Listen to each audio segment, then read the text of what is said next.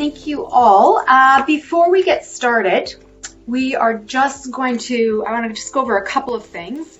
So our learning targets for today are 3. One is to engage in creative ways to use Edwin. Many people look at the Edwin ecosystem and say, okay, it's an online textbook. Fine, that's helpful. It's particularly helpful in these times of sort of emergency teaching. But we're going to suggest to you that it is far, far more than that.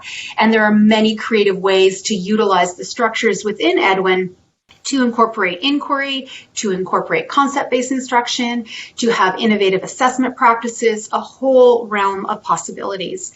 We're also going to look at creating a concept-focused collection. So in the Edwin system, we have learning objects, which are chunks of text, videos, assessments, labs, projects, what we would traditionally see as a consumable piece of information that we would give the students.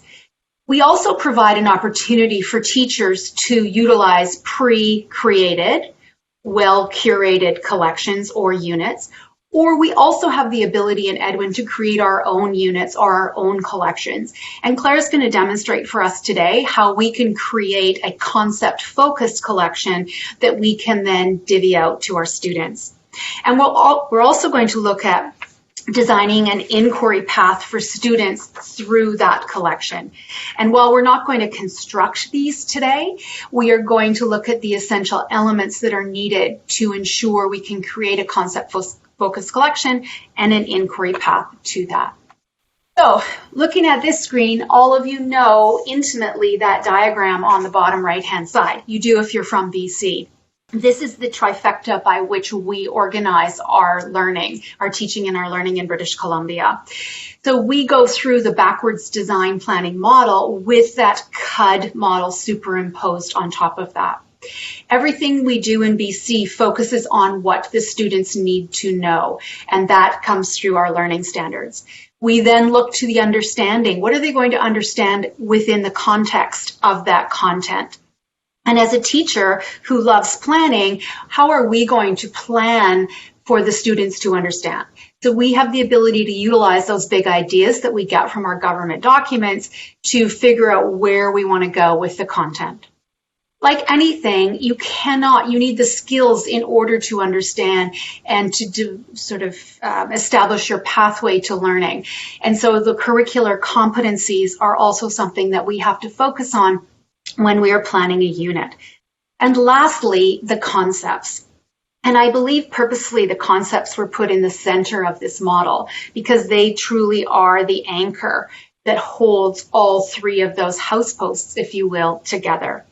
So when we're looking at a framework for planning, we are really fortunate in BC because we have this structure that allows us to begin this journey of planning rich experiences for our students.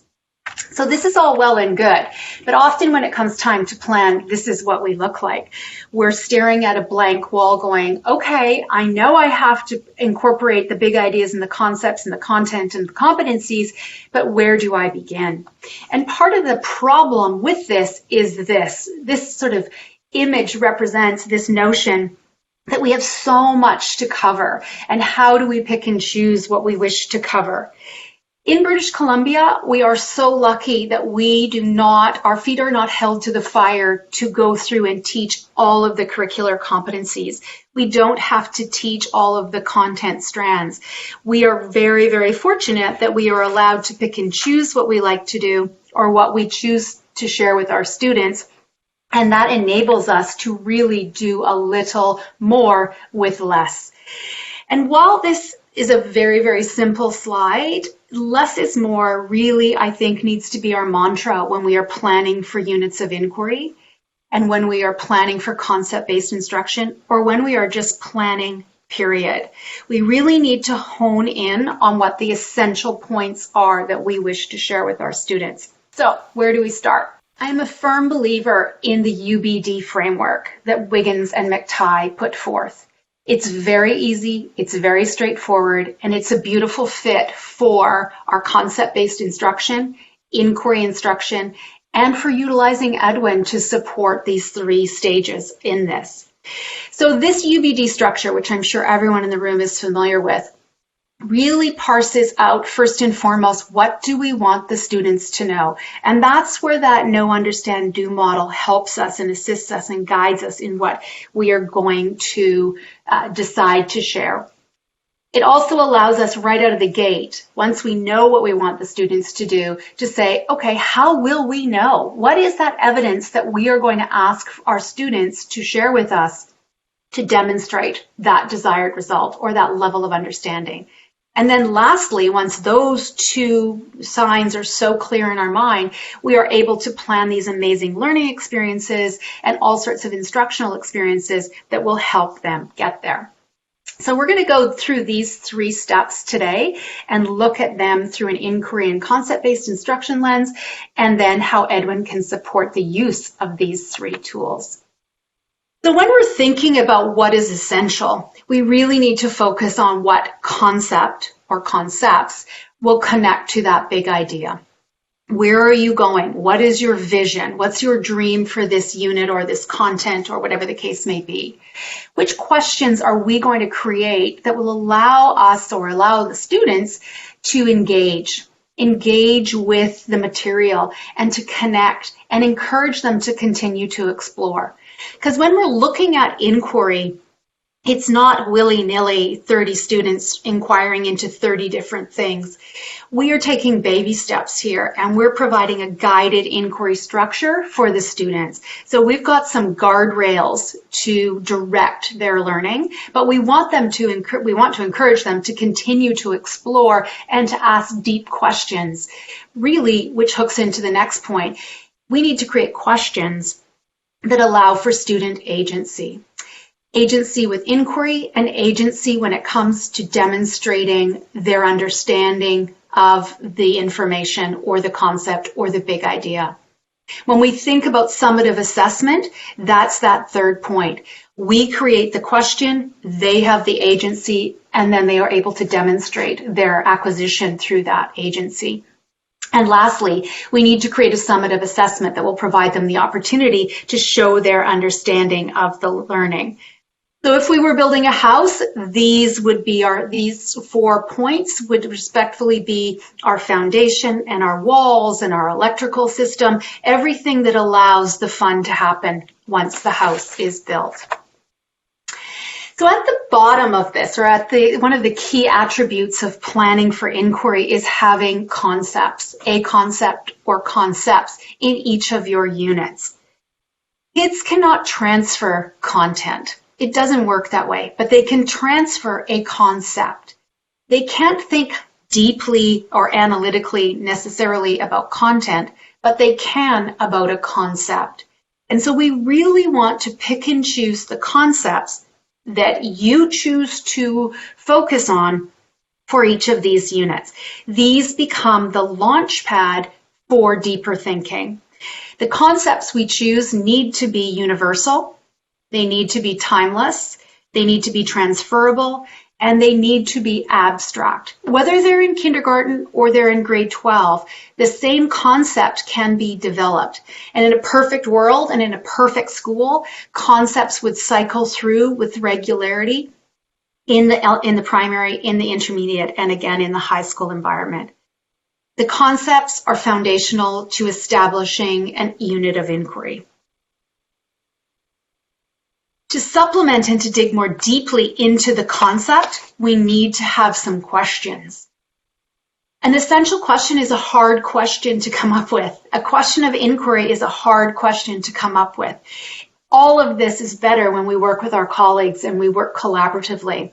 Because once we have that concept, then we really need to provide a question or questions that are open-ended. This is not a Googleable answer. They can Google facts all they want, but there's no way they can have an answer for this.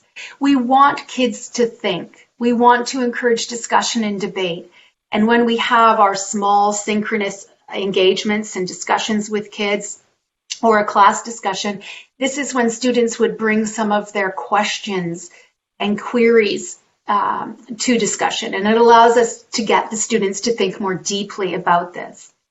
Higher order thinking is the panacea here, really thinking about analysis, inference, evaluation. Recall is not where we're going. Again, I've mentioned before, and I'll reiterate, in our essential question, we are looking at trying to get within transfer. And it can be transfer from year to year, it can be from person to a foreign situation, or it can be from discipline to discipline. So I've learned about identity in social studies, and I can also transfer that to English. I've learned about systems in biology, and I can transfer that notion of systems and the question related to that to science. A good question begets further questions. A good question begets justification. Here are my responses. And it is a question that would recur over and over again, something that is not one and done, but that kids would come back to in a further unit. Very thoughtful, very, very powerful. And also, one of the things, because we're all learning as we go through this as a teacher, we provide some inquiry questions or an essential question. Often we need to cycle back in our unit of learning because the students may have questions that they wish to dig more deeply that may spin off the question, or they may have, perhaps we have not created a question that was deep enough. And so it provides an opportunity to go to another layer when we do that, which is super cool.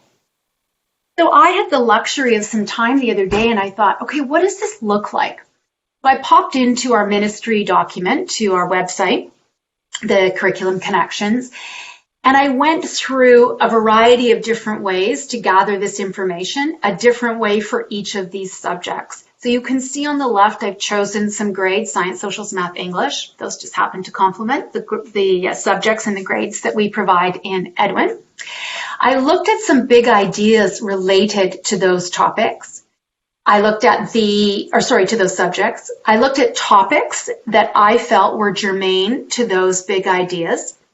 There were many other topics that you could choose within the content that would connect to those big ideas. And then I started to think about concepts off the top of my head that might be connected. Off the top of my head was not a very exciting result. So then I started to look at the big ideas and pull out what I could associate other concepts. And then I went to my best friend Google and started to Google concepts related to the human body, concepts related to diversity, concepts related to natural selection.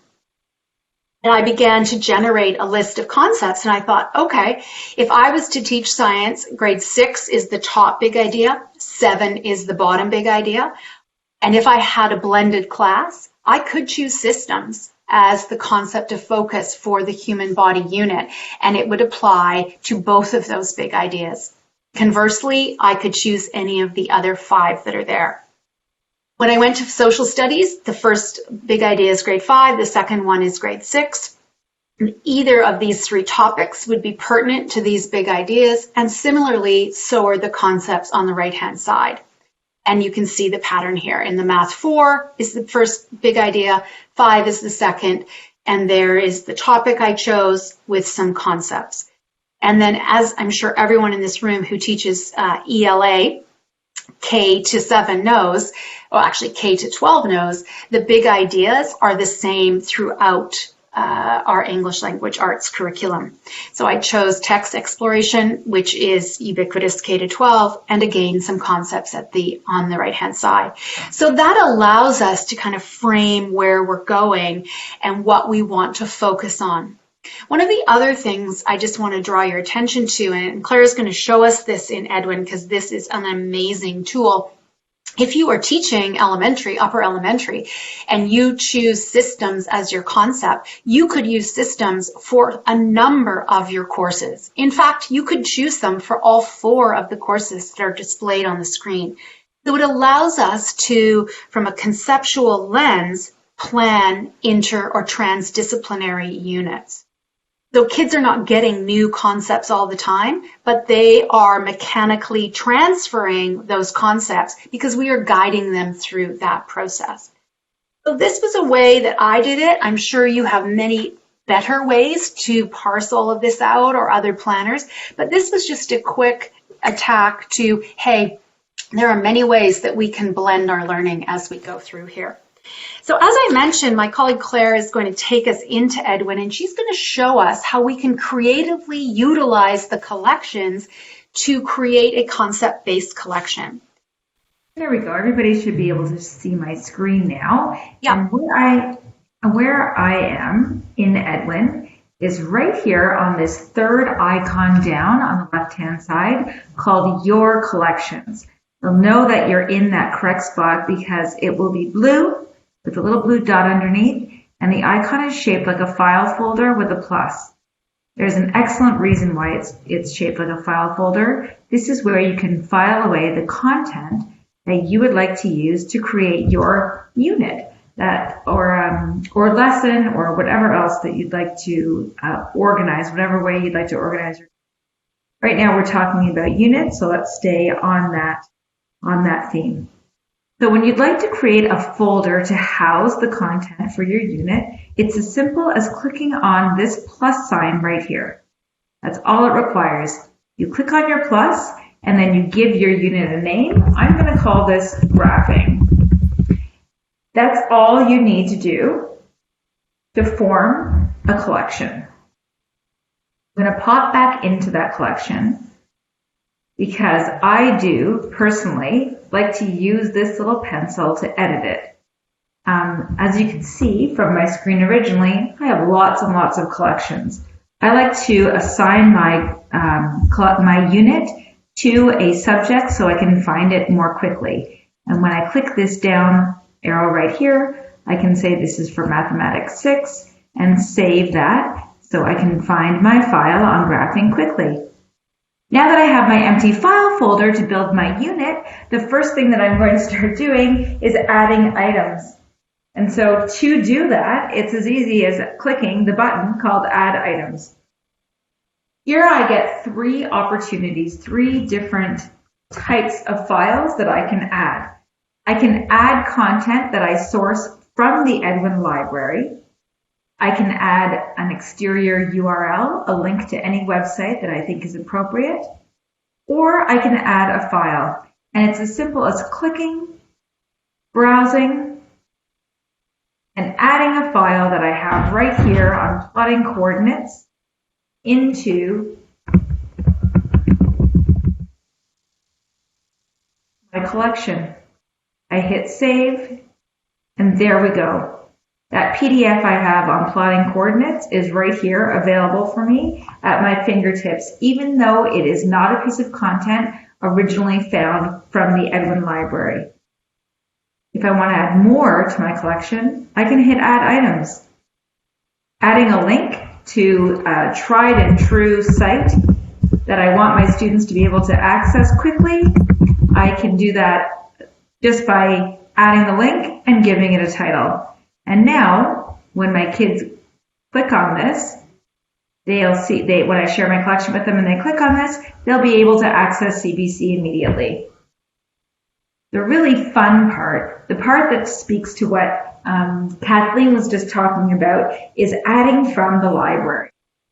So when I click on the Edwin library, it's going to take me to this page here. I have a couple of options. I can start to filter by subject matter, or I can use this keyword search right up here in the top right-hand corner. And when I want to search by concept, it's a terrific way for me to search by concept by typing in the concept I'm looking for in that keyword search. And now, as you can see by these bolded subject and grade areas down the left-hand side, I have results that span all of these subject matters. So I can go in and filter by subject area and just start taking a look around. I know that I'd like to do something on line graphs, so I'm going to look at this constructing line graph. When I go in as an educator, I now have the opportunity to read through, decide if this is a learning object or a piece of content that I'd like to include in my collection. I can do a little further exploration by clicking on this search icon and then hitting this little I. That little I is going to tell me how it's related to my curriculum and which curricular competencies it's going to help me to cover in my teaching. If this is something that I really like and I decide that I want to use it, I can just simply find this same icon, the icon that's shaped like a file folder. It indicates my collections. I click on that. I click on graphing, and it's been added. But if I'd like to explore a little bit further, I know I'm on the right path when I'm here in this learning object. I'd use this button right here, this related button. Related allows me to see all the other learning objects that are in fact related to this one that I'm looking at. So this curious math, a graph is worth 1,000 words. I think that would be a wonderful addition. I can dive into it that way and add that into my collection. If I'd like to go back and start searching in another way, I can always hit my home button right here. When I hit home, it brings me to this opening screen. I'm sure you're all familiar with this opening screen, the home screen in Edwin. I like to call this my portal into all of the amazing content that's available to me. So we talked a little bit about searching by keyword. That's what we did last time. Graph right there into keyword, and that gave us our concept-based results. But if I want to go a little bit deeper and I'd like to find content by subject area, I can do so by clicking on this Math 6 button, for example, and I can search by curriculum strand on the right. So I could go down and say, oh, here we go, increasing and decreasing patterns using expressions, tables, and graphs as a functional relationship.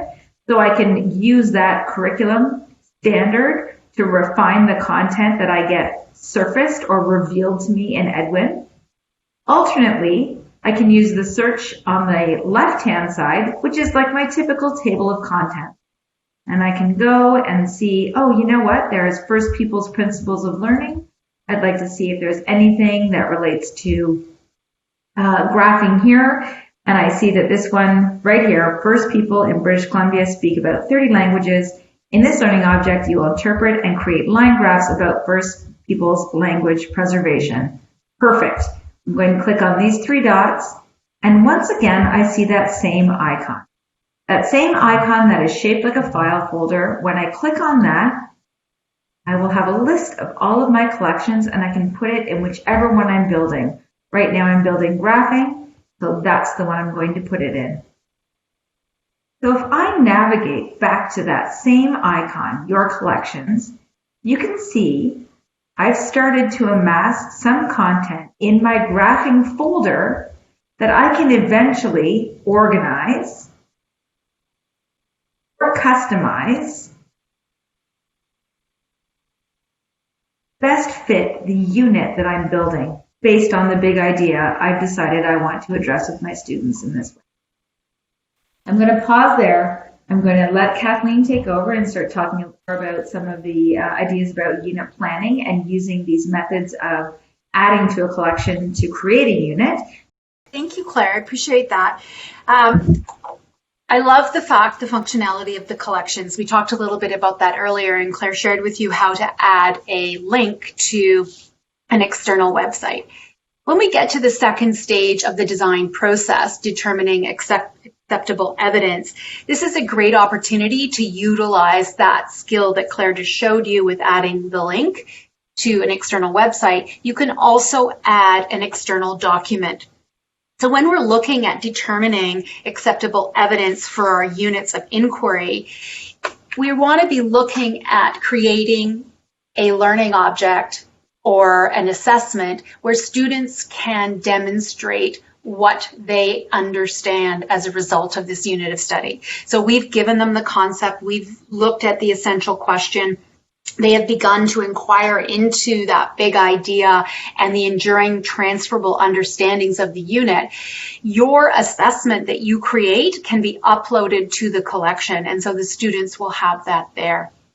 When we're looking at creating these essential the acceptable evidence and of the essential understanding, we really want to be able to create something for our students that allows them a little bit of agency, so independence in that, to demonstrate their understanding of that relationship between the content that we have utilized, the concepts, and those big ideas. So lots to think about, very creative ways we can do this. It doesn't necessarily have to be a traditional project. There's a variety of different modalities that are really easy to incorporate in Edwin to demonstrate that summative assessment piece. The last stage in the planning process is, in my opinion, the most fun. That is that list making. I think it's because I was born a list making person, but the planning session where we actually get to think about all of these engagements that we are planning for our students. Today we said we would dive into the inquiry planning tool. And so to that extent, we are going to look at the different kinds of student inquiry based on the Trevor Mackenzie model. So all of us in BC are intimately familiar with Trevor Mackenzie. He is from Vancouver Island and often is a speaker around the Lower Mainland or the province. Mackenzie talks about the 4 different paths to inquiry. When you hear about inquiry, and I think I said this earlier on today, it's not every student doing their own thing. That truly would be free inquiry. And I would suggest there are very few classrooms where that is happening. Perhaps in an IB classroom or a project-based classroom where those guidelines and parameters have been established, we might get to that stage. But for most parts, we would be looking at a controlled inquiry. And when Claire demonstrated what you would do in creating a collection for inquiry, I would suggest it is the controlled part where we would put our energy and our focus upon. So what we would do is build a collection that focused on amassing resources that would allow students to answer that essential question and allow them to kind of have a journey to go through that. So when we are planning our inquiry and thinking about what we are going to pull in to the collection and what we are going to ask our students to do, our stage 3 really focuses on the teachers thinking about these points. How can we trigger curiosity? How can we get the students to ask questions? What do they wonder? And in a classroom, we might have a wonder wall. We might have a thinking box where we put our ideas. We might have our essential question and do a fishbone graphic organizer as a result of that. A variety of different ways we can do that. We need to ensure when we're creating a unit that it is not step by step, everyone moves through at the same pace in the same time and has the same experience. We really want to allow for exploration and discovery. And I put to you that the basis of that is that great essential question or questions. We want to ensure that there is content, but also that there are skills.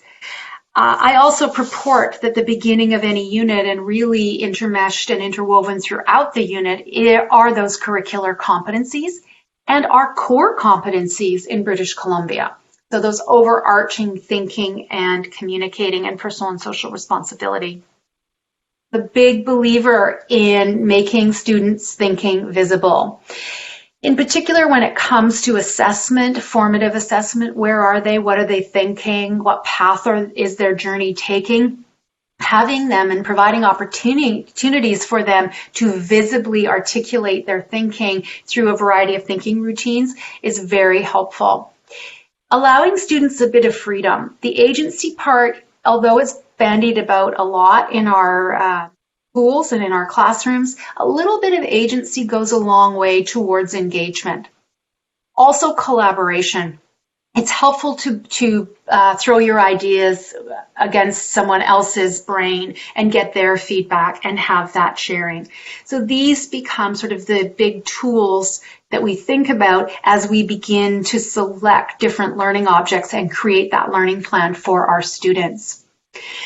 This is a very old taxonomy, although this is the newer of the old, but this is something we all learned when we were in university. When you're planning activities for your students, you need to think about this hierarchy and that we need to move into the application, analysis, evaluation, and creation of activities. And if this is your jam, use this, because this will help you provide opportunities, learning engagements for students that allow them to think more deeply. When we're dealing with those concepts, we want them to be moving into that upper echelon of this. Another tool that I absolutely love, and this is not in contradiction to Bloom's, but in fact it complements Bloom's, and that's the Webb's Depth of Knowledge.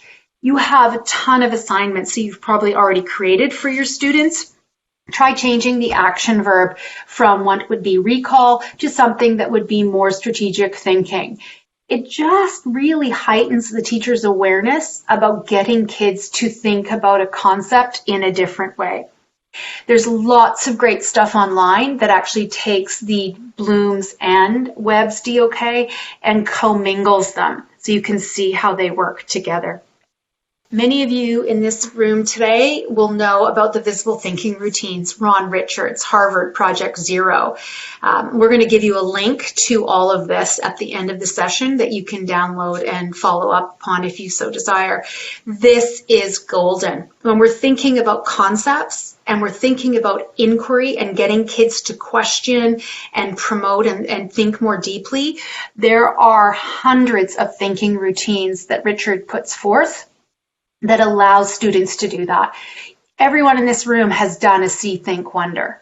Well, he takes that and parses it out a little bit more to focus on thinking and sharing and questioning. Think, Puzzle, Explore. Any of these are revolutionary. They're golden, 100% golden. I just love them. So to support some of our guidance and instruction and some ideas we've talked about today, we've created two collections. One is on inquiry, and I took a quick snapshot of here just to show you what it would look like. And we'll send you the links to these. These are Edwin Collections. On the left, in the white area, is what we call the wrapper. There are some instructions that deal with each of the learning objects, which are on the right.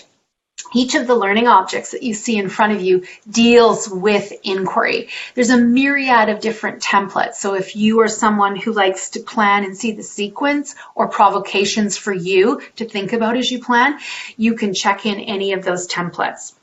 There's also a link to Kath Murdoch, who's like the queen of the world on inquiry, Trevor McKenzie, Caitlin Tucker. There's a whole bunch of people that you might want to pop in and see what they're thinking about, in particular around inquiry and concept-based education. And then the second collection that you will see through the second hyperlink is a series of resources around concept-based teaching and how you can use Edwin to supplement or enhance your vision around concept-based collection. So a lot of information in a very short period of time. If you are curious about any of things that we have talked about today, I do want to share with you that we have an educator community. So once you are signed into Edwin, you can access our educator community. That link is in the bottom left-hand corner of the home screen in the Help Center. You will find not only this presentation, but a myriad of resources that support topics, content, subject-specific content, concept-based education, assessment, planners, whole bunch of different things related to Edwin and teacher use of Edwin. So while the Edwin ecosystem supports student engagement through the curricular areas, the Edwin educator community really is a professional learning application that allows us to dig more deeply and to connect with our colleagues through Edwin about topics that we are passionate about. So I highly suggest you pop in and check that out. You need a cup of tea and you need to sit down and just go through it. It's a fun thing. It's kind of like Amazon shopping. We do want to reiterate that at any time you are welcome to sign up for a 1-hour classroom success consultation. That could be someone like Claire, myself, or one of the many people across Canada who work on the classroom success team. And we work one-on-one, or we work with you and a group of teachers who are interested in planning perhaps a concept-based unit, becoming more familiar with Edwin, looking at how you can utilize it more fulsomely within your classroom.